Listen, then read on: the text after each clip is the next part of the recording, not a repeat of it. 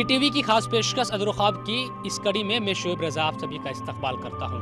अधूरे ख्वाब की हर कड़ी में हम अक़लियती तबके से जुड़ी हुई समस्याओं को दिखाते हैं, कोशिश करते हैं कि सरकार तक ये तमाम जो तस्वीरें हैं, जो इन लोगों की बातें हैं वो पहुँचे और सरकार इनकी तरफ ध्यान दे। अधूरे ख्वाब की आज की इस कड़ी में हम हिमाचल प्रदेश के पांवटा साहिब तहसील पहुँचे हैं। हिमाचल प्रदेश की अगर बात की जाए तो खूबसूरती के लिए अपनी जाना जाता है, लेकिन इसी सूबे में ऐसे कई इलाके हैं जहां मुस्लिम वन गुज्जर बड़े पैमाने पर रहते हैं। मुस्लिम वन गुज्जरों की अगर बात की जाए तो ये वो लोग हैं जो आज़ादी के बाद से अब तक भी कहीं ना कहीं बुनियादी ज़रूरतों से महरूम नज़र आते हैं। आज भी इन लोगों का जो काम है वो अगर भैंस की बात की जाए या गाय की बात की जाए, इनको चराते हैं और इनका दूध बेचकर ही ये अपना गुजारा करते हैं। आप कई इलाकों में हिमाचल प्रदेश के जब जाएंगे, कई जंगलों में आप जब जाएंगे तो वहाँ आपको नज़र आएंगे कि जो वन गुज्जर है वो डेरा बनाकर आज भी रहने को मजबूर है। कई बुनियादी ज़रूरतें इनको नहीं मिल पाती, समस्याओं से जूझते नज़र आते हैं। चाहे तालीम की कमी का मसला हो, ख़ास तौर पर हर बरसात के दिनों में बात की जाए या गर्मी के दिनों की बात की जाए तो इनका जो डेरा होता है वो अलग अलग जगहों पर होता है। गर्मी के दिनों में अक्सर ये पहाड़ पर चढ़ जाते हैं, वहीं पर अपने रहने के लिए फिर से डेरे बनाते हैं और जब सर्दियों का मौसम आता है तो थोड़ा पहाड़ से नीचे की तरफ आ जाते हैं। आखिर क्यों इनकी ज़िंदगी इतनी मुसीबत भरी है और सरकार क्या कोशिशें इनके लिए करती रही है, आज हम यही जानने की कोशिश करेंगे। पांवटा साहिब हम पहुंचे हैं। पांवटा साहिब की ये तहसील है और यहीं पर एक गुज्जर बस्ती में हम पहुंचे हैं। तमाम जो लोग हैं वो यहाँ पर मौजूद है। आखिर क्या वजह है इसकी कि आज भी चाहे तालीम का मसला हो, रोज़गार का मसला हो, इन तमाम समस्याओं से लोग जूझते दिखते हैं। सरकार क्यों इसके लिए कोई कदम नहीं उठाती, इसके लिए हम बातचीत करते हैं। सबसे पहले तो हम ये जानना चाहते हैं, यूसुफ शायद नाम है आपका, यूसुफ साहब की आखिर क्यों अब तक आज़ादी को भी इतने साल हो गए, तमाम चीज़ें हैं, आज भी जो मुस्लिम वन गुज्जर है इस तरह की समस्याओं से जूझ रहे हैं। इतिहास क्या है, कहाँ से, क्योंकि चाहे उत्तराखंड की बात की जाए, उत्तराखंड की या हिमाचल की बात की जाए, तमाम जगहों पर आपकी बिरादरी के लोग हैं। जो हमारे जो बड़े बड़े थे वो मवेशियाँ पालते थे, मवेशियों पे गुजारा उस टाइम चल जाता था और जंगल उन्हें बहुत ज़्यादा प्यारे थे और ज़मीनें पे बैठने को वो इसमें राजी नहीं थे। अब ऐसा हो गया, अब इस ज़माने में ज़मीनें तो डंगर तो रहे नहीं, पशु तो रहे नहीं, डंगर थोड़े थोड़े रह गए, गुजारा गरीबत ज़्यादा आ गई, उनसे पहाड़ चले जाते हैं। कभी सरकार हमारे को पूरा हकूक देती नहीं। मैं जानना चाहता हूँ, तमाम लोग भी, दर्शक भी ये जानना चाहते हैं कि क्योंकि जम्मू से आप लोगों को जोड़ा जाता है कि जम्मू में सबसे ज़्यादा पहले वन गुज्जर थे, उसके बाद हिमाचल प्रदेश और उत्तराखंड में भी पहुँचे। क्या इतिहास क्या है आपके बड़ों का? हमारे बड़ों का ये इतिहास था कि यहाँ घी और दूध की और मवेशियों की बहुत कमी थी हिमाचल में। इसके वजह से वन गुज्जर जम्मू से बुलाकर यहाँ बुलाए थे राजों ने, और उस टाइम इनको पूरे हकूक देने थे। जंगलों के ज़मीनें राजस्थान ऐसे स्थायी रूप से बसाया नहीं जाए।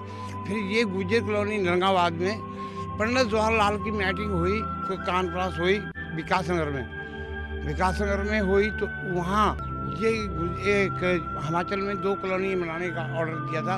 एक यहाँ धड़ाकुआ और एक चंबा में कॉलोनी नहीं बनी, स्कूल तो बना वहाँ, और यहाँ गुज्जर कॉलोनी नरंगाबाद में कॉलोनी बनी 23 घरों के वास्ते। 23 से हुए 29 घर, 29 से हो गया 80 घर।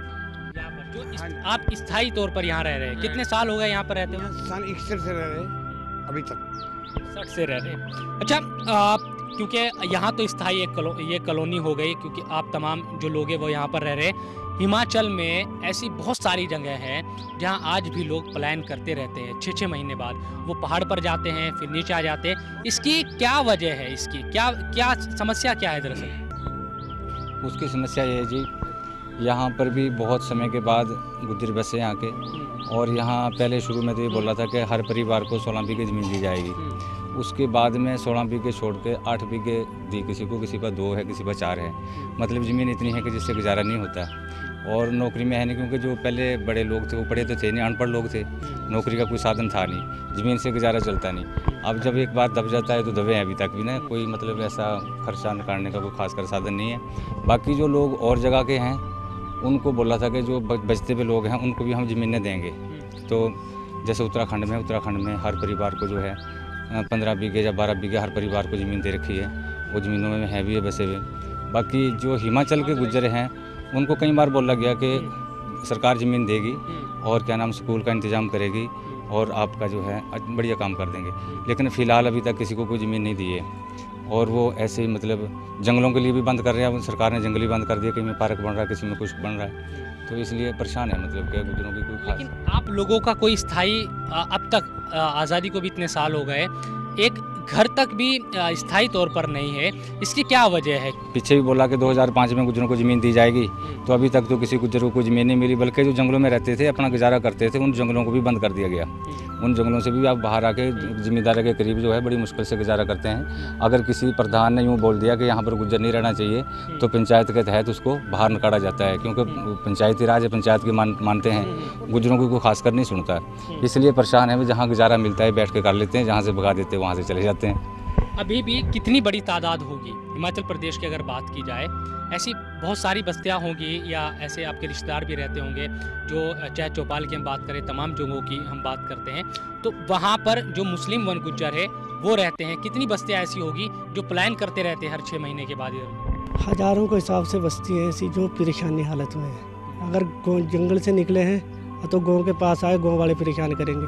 वो जंगलात के पास जाएं, जंगलात वाले आएंगे उन डेरों के पास, वो डेरों को परेशान करेंगे कि भाई यहाँ से उठाओ डेरे। ऐसी किस्म से परेशान नहीं कर रहे, बहुत परेशान गुज्जर इस तरीके से है, और कोई परेशानी नहीं। सबसे ज़्यादा परेशानी यही है। अगर रुक गए तो उनको जंगलात वाले कभी छप्पर के ऊपर कुआड़ी लेके आ गए, कभी चौकीदारों को लेके आए, कभी जंगलात वाले अपना रल मिल के उसको छप्पर उगरा दे। इस किस्म से परेशान है लोग। बिल्कुल कई तरह की परेशानी है। फिलहाल अधूरा ख्वाब में एक छोटे से ब्रेक के लिए रुकेंगे। ब्रेक के बाद देखेंगे, बात करेंगे कि तालीम और कम से कम जो रोज़गार का मसला है इन लोगों का वो है क्या, और क्या हुकूमत ने कभी सोचा है कि इन तमाम मसलों को सुलझाने की कोशिश की जाए। फिलहाल एक छोटा सा ब्रेक।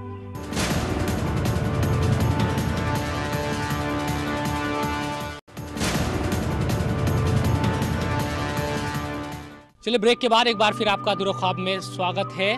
आज हम हिमाचल प्रदेश के पांवटा साहिब तहसील पहुंचे हैं। यहाँ के जो धौला कुआं एक इलाका है, कुछ मुस्लिम वन गुज्जर यहाँ पर रहते हैं। कई तरह की समस्याएं लोगों को है, किस तरह की समस्याओं से जूझ रहे हैं ये लोग, आज अधूरा ख्वाब में हम इसी की बात कर रहे हैं। कुछ और लोग हमारे साथ है। रोज़गार का जो मामला है, क्योंकि ये समझा जाता है कि मुस्लिम जो वन गुज्जर है वो मुख्यतः उनका जो रोज़गार है वो जो भैंस है या गाय है उनको चराना, दूध बेचना रहता है। तो कैसे पूरा एक जो रोज़गार का मसला है वो हल हो पाता है, और कम से कम गुजारा क्या हो पाता है क्या इन चीज़ों में? हमारा गुजारा था जी डंगर भैंसे पालने का। और अब ना तो जैसे हम यहाँ पे एक सरकार ने बसाए थे, और हर व्यक्ति को जो है 16 बीघे ज़मीन देने का किया था कि हम 16 बीघा ज़मीन दी जाएगी। तो 23 परिवार यहाँ पे आए थे। उसके बाद जैसे और लोग आते रहे तो इसी में से बांट के ये ज़मीनें यहाँ पे ही बांट दी। ना तो हम लोगों का ऐसा गुजारा हो पाए कि हम झोपड़ियाँ बना के, जो 23 घरों से अलावा झोपड़ियाँ बनाई है, और बनाने के लिए कोई किसी के पास कोई साधन पैसे का नहीं है। हिमाचल में कितनी जगहों पर इस तरह की जो बस्तियां है जो स्थायी थी, आप 23 मकान यहाँ बता रहे हैं, और जगहों पर भी बनाई गई थी क्या सरकार की तरफ? नहीं, और जगहों से कहीं नहीं बनाया गया जी, सिर्फ यही बनाया था। और इसमें भी हम वो पिछला भी भूल गए, जो हम ऊपर नीचे जाते थे उससे भी हम मजबूर हो गए हम लोग यहाँ के। तो इसी में कोई अपने बेचारे दिहाड़ी पे जाएं, जैसे मजदूरियों पे जाएं, तो फैक्ट्रियों में जहाँ तक और लोगों को लगाया जाता है, गुज्जर को फैक्ट्रियों में भी नहीं लगाते। क्या बोलते हैं वो लोग? क्या लोग बोलते हैं कि आप लोगों के को नहीं लगाया जाएगा, ये वही लोग लगेंगे जो जैसे बाहर के हैं, जहाँ स्थायी निवासी और कोई है। आप लोग तो गमुत्रू गुज्जरों में थे, और आपका कहीं वो नहीं है, परमिट कहाँ थे, पेन कार्ड है, लेना देना, ये ऐसी 70 बातें हमारे को ये बताई जाती है। वोटर ID कार्ड और जो ये तमाम चीज़ें तो यहाँ पर है ना आपकी? हमने सब कुछ बना दिया जी, लेकिन उसके बावजूद भी बड़ी दिक्कत है। एक भी बच्चा आज तक यहाँ से 50 साल के अंदर भी कोई इन्होंने नहीं लगाया। कहीं भी फैक्ट्री लगती है, कोई कंपनी है या फार्म है, या 12 मतलब +2 तक लोगों जैसे कैसे मर खप के की, हमने दिहाड़ियाँ मजदूरियाँ किसी के पास कर भी ली, तो अभी तक भी वो बच्चे भी अभी तक किसी ने नहीं लगाया। तो हमारे हौसले टूट गए कि पढ़ाएं तो पढ़ाएं कैसे? अगर पढ़ा दिया तो उनको सरकार किसी भी खाने में नहीं ले रही है। रहेगी जहाँ तक वोटों की बात, वोट हम देते आ रहे बराबर, तो हमको बोलते हैं कि भाई आप लोग जो है कहीं आपका वो है ही नहीं करते, आप एसटी में नहीं आते, ये बातें ऐसी ऐसी करके चली। हमने हिमाचल में हिमाचल सरकार ने एसटी में किस उसमें रखा है आपको, क्या चीज़? ट्रैवल में गुज्जर, मतलब गुज्जर मुस्लिम ट्रैवल में है। हाँ जी, ट्रैवल में रखा हुआ है, तो हमें ट्रैवल का दर्जा मिलता है। जैसे मैं थोड़ी बहुत कहीं से लोन ले लिया तो उस पर सब्सिडी पे जो है थोड़ी बहुत उसमें मिलती है हमें, बाकी और कुछ नहीं है। तो क्या किस तरह की आपकी मुख्य मांगे हैं, क्या आप चाहते हैं कि सरकार हमारी आपके लिए? मांगे ये है कि जैसे हमारे बच्चे, एक तो पढ़ने के लिए सुविधा उनको ऐसी मिलनी कि जिससे हमारे बच्चों को अपने कुछ देने लेने के लिए कुछ हो जाए। देने लेने के लिए हो जाए कि हम मेहनत मजदूरी फैक्ट्री में लगा दिए जाएं, ताकि हम अपना गुजारा अपने बच्चों को सही तरीके से पाल सकें। अब भैंस वगैरह पालने से गुजारा नहीं आप होता? भैंस से हमारे पास रही नहीं, ना जंगलों में गाड़ जाने देते हैं, ना कोई जंगलों में अधिकार रहा जी। और इसलिए जो है हमारे को बड़ी सख्त मजबूरी आ रही। जब रिश्ता भी हम लोग कहीं करें तो हमारे बच्चे ऐसे हो गए, ना तो वो देश पहाड़ जाने के लायक है और नहीं वो यहाँ आपस में रिश्तेदारी हो सकती है। ऐसी दिक्कतें आ रही हमारे को। पढ़ाई को लेकर क्या लोगों में जागरूकता बढ़ी है क्या, कि तालीम बहुत ज़रूरी है? तालीम बहुत ज़रूरी है। हम तालीम के लिए तो बहुत तरसरे तालीम इनको मिले, हम तालीम के लिए तो बहुत इच्छुक है। लेकिन कैसे तालीम मिलेगी जब अगर 6 महीने आप एक जगह दूसरी जगह वो लोग जो रहते हैं, तो कैसे मुमकिन हो पाएगा? सरकार क्या कोशिश कर सकती है इसमें फिर? ये जगह जगह से रहने से जी बात नहीं बनती। अगर जो जब तक हमें बसाया ना जाए, जब तक हमें मोबाइल स्कूल भी दिया जाए ना, जैसे सरकार ने कुछ दिन दिया था वैसे दे, तब भी कुछ बच्चों को कुछ ना कुछ तो अकल आए, लेकिन हमें वो भी नहीं मिल रहा है। मोबाइल स्कूल दिया गया था? मोबाइल स्कूल दिया था पहले, उत्तराखंड में दिया था, यहाँ पे वो भी नहीं दिया। तो एसटी में आने का फायदा कुछ मिल पा रहा है? कुछ सरकार की योजनाओं का कुछ फायदा मिल पाता हो? अभी तो एक ही फायदा मिल रहा है कि जैसे भी हम राशन ले लेते हैं और वो भी IRD में जो आते हैं उनका, बाकी बोलते तो IRD में भी कोई बहुत लोग कमा रहे हैं। चुनाव के वक्त जब वोट मांगने आते हैं नेता, तो उनसे भी आप कहते होंगे कि हमारी ये मांगे हैं, तो कुछ चीज़ें हुई क्या, कभी कुछ कोशिश की गई हो? धरना प्रदर्शन की खबरें आपकी लगातार आती है। देखो जी, हमने जब भी चुनाव होता है ना जी, एक तो हमारी ये मांग है कि हमारे में से ही किसी को जो है मुखिया बनाया जाए, प्रधान वगैरह। और दूसरी मांग ये है कि हम जहाँ भी कोशिश करते हैं, हम बार बार बोलते हैं कि हमारे बच्चों को या हमारे को जो है कुछ सुविधा मिलनी चाहिए, तो ट्रैवल का हमें कुछ फ़ायदा मिलना चाहिए। तमाम चीज़ें हैं। सबसे बड़ी बात यह है, क्योंकि अगर हम बात करते हैं हिमाचल प्रदेश की या उत्तराखंड की हम बात करते हैं, उत्तराखंड में भी बड़े पैमाने पर वन गुज्जर रहते हैं। हिमाचल प्रदेश के भी अलग अलग इलाकों में ये तमाम जो मुस्लिम वन गुज्जर है वो बसे हुए हैं। ख़ास बात ये है कि कई जगहों पर आज भी इस तरह का जो चलन है कि जंगलों में रहने वाले तमाम जो लोग हैं वो 6 महीने जब सर्दी आती है तो पहाड़ के निचले हिस्सों में आ जाते हैं, वहीं जब गर्मी के दिन होते हैं तो पहाड़ के जो ऊपरी हिस्से वहाँ पर चले जाते हैं। सरकार के लिए भी मुश्किल एक बात होती है कि वो अगर कई योजनाओं को का जो मुंह है वो खोलती है इन लोगों के लिए, तो बड़ी मुश्किल ये भी रहती है, क्योंकि पलायन का जो दौर है, पलायन नहीं जो अपनी एक इनका जो शुरू से एक रीति रिवाज ये रहा है कि सर्दियों के दिनों में वो नीचे आ जाते हैं पहाड़ के और गर्मियों के दिनों में ऊपर चले जाते हैं। उसकी वजह से भी कई मुश्किलात का सामना इन लोगों को करना पड़ता है। इसका जो स्थायी इस समस्या का जो समाधान है वो कहीं ना कहीं यही नज़र आता है कि इन लोगों को इस तरह से बसा दिया जाए, स्थायी कॉलोनी या स्थायी बस्तियां बसाई इनकी जाए, ताकि कम से कम जो सहूलियतें हैं सरकार की तरफ से वो इनको मिल सके। अधूरा ख्वाब में एक और ब्रेक का वक्त हो चला है। ब्रेक के बाद भी अधूरा ख्वाब की कड़ी जारी रहेगी।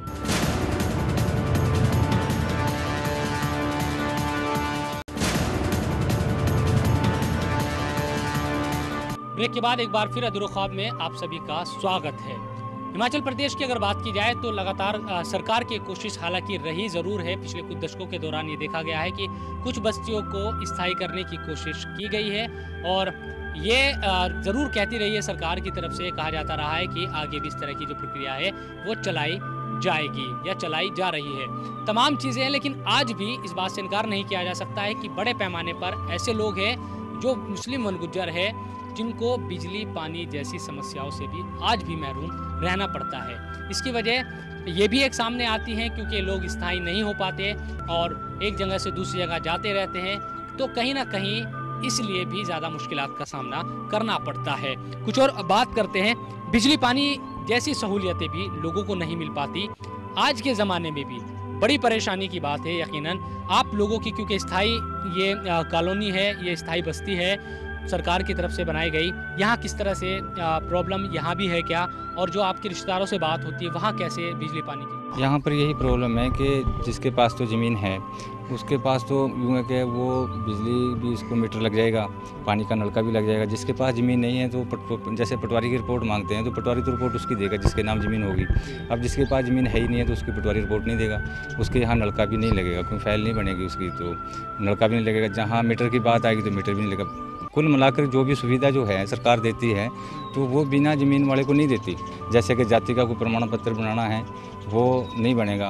और एक समस्या ऐसी है कि जैसे यहाँ पर से हमारे को तो ज़मीन है, जैसे बाद में हम बसे यहाँ पर तो हमारा रिकॉर्ड जो है तो तकरीबन 40-50 या इतना का है। और जैसे कि वो गाड़ी खरीद लेता है कमाई करके अपनी किसी ना किसी तरीके से, कि वो गाड़ी यूनियन में करवानी है तो उससे पिछला पुराना रिकॉर्ड मांगा जाता है। पुराना रिकॉर्ड हमारे पास नहीं है। पुराना रिकॉर्ड इसलिए दिक्कत आती है क्योंकि आप दूसरी जगहों पर रहते आए हैं। क्यों रिकॉर्ड हमारे पास नहीं है। बहुत सारे गुजर ऐसे हैं जिसके पास पुराना रिकॉर्ड है ही नहीं है। कोई ऊपर रहते हैं कभी नीचे आ जाते थे तो इसलिए रिकॉर्ड परमानेंट तो था ही नहीं कहीं। जैसे कि यहाँ बसे हैं इनके पास भी ज़्यादा पुराना रिकॉर्ड नहीं है, तो इसलिए कई परेशानियाँ हैं, जैसे बिजली की है, पानी की है, और जाति का कोई प्रमाण पत्र बनाना है उसकी है। मतलब बिना ज़मीन के कोई सुविधा सरकार नहीं देती। तो बहुत सारे लोग इस बस्ती में भी ऐसे हैं जिनके नाम ज़मीन नहीं है। स्कूल की अगर बात करते हैं, क्योंकि मैं देख रहा हूं कि ये बात ज़रूर हुई थी कि मोबाइल स्कूल की एक प्रक्रिया शुरू की गई थी आप लोगों के लिए, ताकि जो दूर दूर जाने वाले लोग हैं, एक जगह से दूसरी जगह पर जाने वाले लोग हैं। लेकिन जो स्थायी बस्तियाँ हैं उसमें स्कूलों की क्या हालात हैं पढ़ाई को लेकर? कितने बेदार आप लोग हैं, कितने जागरूक हैं अपने बच्चों की पढ़ाई को लेकर? सर जागरूक तो थे, पर असल में जो बात है उनका खर्चा नहीं पूरा हुआ हमारे से। लेकिन जो सरकारी स्कूल है उसमें तो गवर्नमेंट खर्चा करती है सारा। गवर्नमेंट ने तो अभी करा शुरू 3-4 साल से। इससे पहले स्कूल नहीं था यहाँ? स्कूल था पर खर्चा अपना था, किताब का अपना था, कॉपी का अपना था, हर चीज़ का, पेंसिल का, यानी कि हर चीज़ का अपना था। ये तो अभी हुआ कि जो सरकार अब दे रही है, वर्दियाँ दे रही है, किताबें दे रही है। कितने सालों से शुरू हुआ है यहाँ? 3-4 साल हो गए। हाँ 3-4 साल हो गए। इससे पहले कैसे पढ़ाई करते थे? अपना देते थे हम, बस्ते भी, कापियाँ भी, वर्दियाँ भी सारी अपनी थी। तो बच्चों को आप पढ़ाना तो चाहते हैं यकीनन? चाहते हैं जी, पढ़ाना चाहते हैं हम। इस बात के इसी से परेशान थे। अब चल सरकार दे रही तो हम लगा रखे हैं, बच्चे स्कूल में लगा रखे हैं। कम से कौन सी क्लास तक स्कूल है यहाँ? यहाँ 5वीं तक है अभी तो। 5वीं तक? हाँ 8वीं तक। उसके बाद कहाँ पढ़ाई के लिए भेजते हैं? रामपुर में। रामपुर में? हाँ जी, रामपुर में 10वीं तक है। बिल्कुल। इसके साथ साथ क्या जो लोग, क्योंकि ये तो स्थायी बस्ती है तो यहाँ स्कूल भी खोल दिया सरकार ने, जो लोग अस्थायी है जिनके पास घर ही नहीं है, वो जंगलों में रह रहे हैं, उसके लिए अभी भी क्या मोबाइल जो स्कूल की जो व्यवस्था है वो है क्या, या और परेशानियाँ उनको? सरकार मोबाइल स्कूल तो उनके लिए वह है, मांग है कि जो मतलब देश पहाड़ जाने वाले जिनको अभी ज़मीनें नहीं मिली। और यहाँ की जो हमारी समस्या है, कॉलोनी वालों की जो समस्या है, ये 8वीं तक ही बच्चे पढ़ा सकते हैं, इससे आगे नहीं पढ़ा सकते। यहाँ पे दिक्कत एक तो ये आ रही है कि हमारे बच्चे यहाँ से कभी बाहर नहीं निकले, अनपढ़ता समझो हमारी बड़ों की, कि जिसलिए कि हम जंगलों में थे इसलिए पढ़ नहीं पाए थे। तो जैसा माहौल और था वैसे हमारे पास हम अभी सीख नहीं पाए। और अब धीरे धीरे जो है जैसे कैसे किसी ने पढ़ाए भी, तो हमारी मांग है कि एक तो यहाँ हमारा बच्चा जैसे हम पढ़ा भी दें तो हमारी भाषा का ही कोई आदमी, कोई लड़का कि ये हमारे में भी लग जाए, ताकि हम 8वीं और 10वीं तक हमारे बच्चे पढ़ सकें और +2 तक आ सकें, ताकि हम भी जो है बाहर लोगों को देखें और हमारे ये अपना सुधार। किसी ने इस बस्ती, पूरी बस्ती में आपके जितने भी यहाँ मकान है, जो स्थायी बस्ती है, कोई ऐसा आदमी है, कोई ऐसा आपका बेटा या आपके भतीजे या जो भी रिश्तेदार हैं जिसने कोई ग्रेजुएशन की हो या इस तरह की पढ़ाई की हो, कोई है ऐसा? है जी, कई बहुत लड़के हैं, जैसे तो 2-3 लड़के हैं ऐसे जिन्होंने +2 कर ली है। और कुछ दिनों तक सरकार ने वैसे भी रखे कि बच्चे पढ़ाने पर एक संस्था चला के, उसके बाद जब सरकार दूसरी आई है तो उनको वहाँ से हटा दिया। कहते जी अब ये यहाँ तक ही कोर्स था, मिला उनका भी कुछ नहीं था मिला। अभी वो धक्के खा रहे, ना तो वो पत्ते काटने लायक रहे, नहीं वो मजदूरियों के लायक रहे, और नहीं उनको कोई लगाता है, क्योंकि फिर पार्टी बाजियों का मसला आ जाता है कि आप फलानी पार्टी से, आप फलानी पार्टी से। इसलिए हमारे को बड़ी दिक्कत आती है कि क्योंकि हम गुजर जाती होते हुए। बिल्कुल, कई तरह की इन लोगों की समस्या है। हमारी कोशिश यही है कि हम उन इलाकों में भी जाएं जहां जो लोग, क्योंकि ये पांवटा साहिब की जो धौला कुआं इलाके में ये बस्ती है मुस्लिम व गुज्जरों की, इसको तो स्थायी किया सरकार ने पिछले कई दशक पहले, और तमाम जो लोग हैं वो यहाँ पर रह भी रहे हैं। लेकिन बड़े पैमाने पर जो लोग आज भी एक जगह से दूसरी जगह पर जाते हैं, एक जगह पर वो नहीं रहते, स्थायी उनके पास घर नहीं है, उन लोगों के लिए कितनी मुश्किलात है। आने वाले दिनों में हम वहाँ भी जाएंगे, वहाँ की मुश्किलें भी समझेंगे। लेकिन ये बात साफ है कि आज भी मुस्लिम वन गुज्जरों की ज़िंदगी कहीं ना कहीं मुश्किलों भरी है। सरकार कोशिशें करने का दावा ज़रूर करती है, इन लोगों को सहूलियत देने का दावा है वो ज़रूर करती है, लेकिन आज भी बहुत ज़्यादा दिक्कतें इन लोगों की है। और कम से कम हुकूमत को अब संजीदगी के साथ ये सोचना होगा कि इनकी जो ज़िंदगी है उनको कैसे संवारा जाए, और ताकि जो कम से कम इनके बच्चे हैं उनका जो मुस्तकबिल है वो रोशन हो सके, चाहे तालीम का मामला हो या फिर रोज़गार का मामला हो। फिलहाल अधूरा ख्वाब की आज की इस कड़ी में इतना ही। मुझे और मेरी पूरी टीम को दीजिए इजाज़त। फिर मुलाकात होगी एक नई कड़ी के साथ। देखते रहिए ETV न्यूज़।